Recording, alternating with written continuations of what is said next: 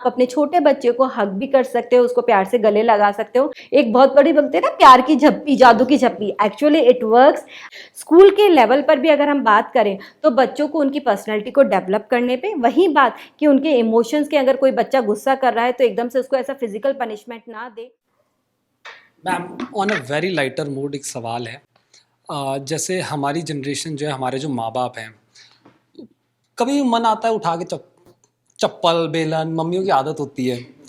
तो कभी आपके घर में ऐसा हुआ बच्चों पे आपको बहुत गुस्सा आ रहा हो, आपके भी बच्चे हैं उनको बहुत गुस्सा, कुछ ऐसी हरकतें बच्चे अक्सर करते रहते हैं, शैतानियां, तो आपने कभी हाथ उठाया और बच्चे ने कहा नहीं मम्मी आप तो मनोचिकित्सक हो?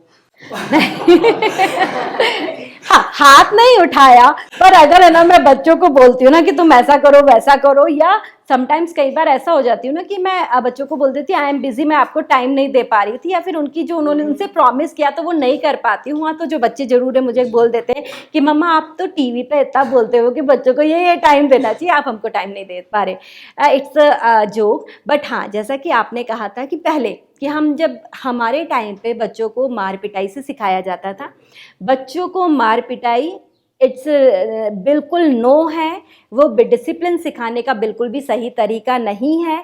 मैंने पहले भी बात करी थी कि अगर हम बच्चों के साथ एग्रेशन से पेश आएंगे तो वही वो सीखेंगे।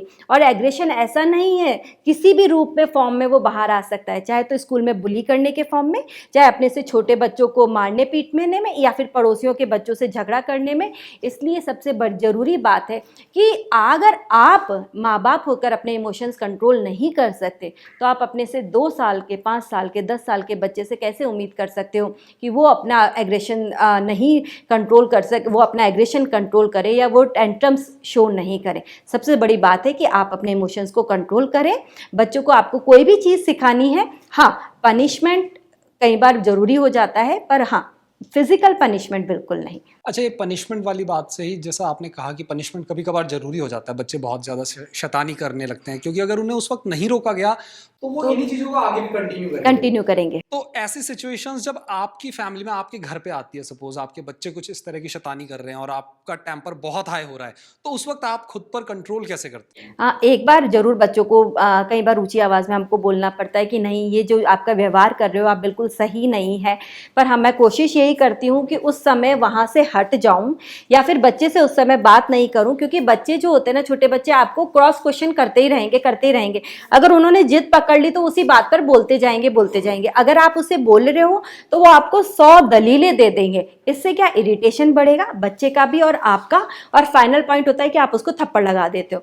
अगर ऐसा है कि यूजुअली मैं ये करती हूँ कि मैं वहाँ से हटती हूँ, अपने किसी दूसरे काम में लग जाती हूँ, उससे उस समय बात नहीं करती हूँ, या फिर थोड़ी देर बाद उसको उसके बारे में समझाती हूँ जब वो थोड़ा काम होता है। आप अपने छोटे बच्चे को हग भी कर सकते हो, उसको प्यार से गले लगा सकते हो। जब वो रो रहा हो, किसी और बात पर जिद कर रहे हो, तो भी बच्चा परेशान हो रहा होता है, तब भी अगर आप उसको गले लगाते हो तो बच्चे काम डाउन हो जाते हैं। एक बहुत बड़ी बोलते हैं ना प्यार की झप्पी, जादू की झप्पी, एक्चुअली इट वर्क्स। ये दूसरे जो सामने वाले आपके परिवार वाले को, उसको एक सूदिंग इफेक्ट देते हैं, आपके बच्चों को एक वो फील कराती है कि नहीं वी आर सिक्योर। तो it's a very good techniques.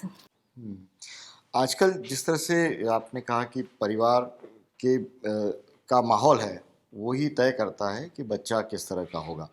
Nuclear families इतनी बढ़ गई हैं, पेरेंटिंग अपने आप में एक बड़ा इशू हो गया है, और पेरेंट्स हैं उस पेरेंटिंग के उस पहलू को वो जानते भी नहीं हैं। तो क्या हमारे एजुकेशन सिस्टम में, क्योंकि केवल आपके पास तो बिल्कुल, मैंने कहा कि बिल्कुल आखिरी पड़ाव पे आदमी पहुंचता है दिमागी रूप से, जब वो सब तरफ से बिल्कुल कन्विंस भी हो जाता है कि शायद बीमार हो। लेकिन क्या हमारी स्कूलिंग में, हमारी एजुकेशन सिस्टम के अंदर, हमारी गवर्नमेंट के लेवल पे क्या उस रूप में अभी काम नहीं हो रहा है? मैं फिर कहूँगा काम तो नहीं हो रहा है, पर क्या आप सजेशन है वो देना चाहेंगी गवर्नमेंट को, और पूरे सिस्टम में क्या बदलाव होना चाहिए? देखिए, परिवार व्यक्ति के पर्सनालिटी को डेवलप करने के लिए सबसे पहला जो स्कूल होता है वो परिवार ही होता है।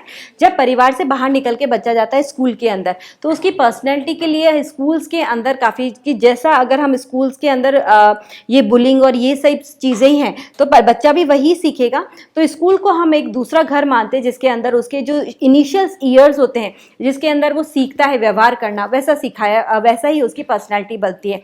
स्कूल के लेवल पर भी अगर हम बात करें तो बच्चों को उनकी पर्सनैलिटी को डेवलप करने पे, वही बात कि उनके इमोशंस के, अगर कोई बच्चा गुस्सा कर रहा है तो एकदम से उसको ऐसा फिजिकल पनिशमेंट ना दे।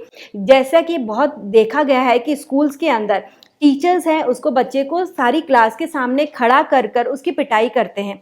वो एक बहुत बड़ा ह्यूमिलेशन होता है।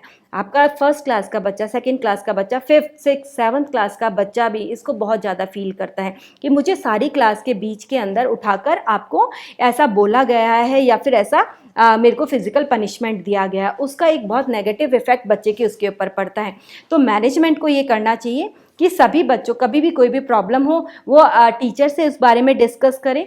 पेरेंट्स टीचर मीटिंग होती है, अगर टीचर्स को ऐसा लगता है कि उनके बच्चों में कई बार उन्होंने ऐसे वर्ड सुने हैं या फिर ऐसा व्यवहार देखा है तो उसके बारे में वो पेरेंट्स से बात करें कि कहाँ ऐसी चीज़ है कि जिसकी वजह से बच्चा ऐसे वर्ड्स यूज़ कर रहा है या फिर ऐसा व्यवहार कर रहा है।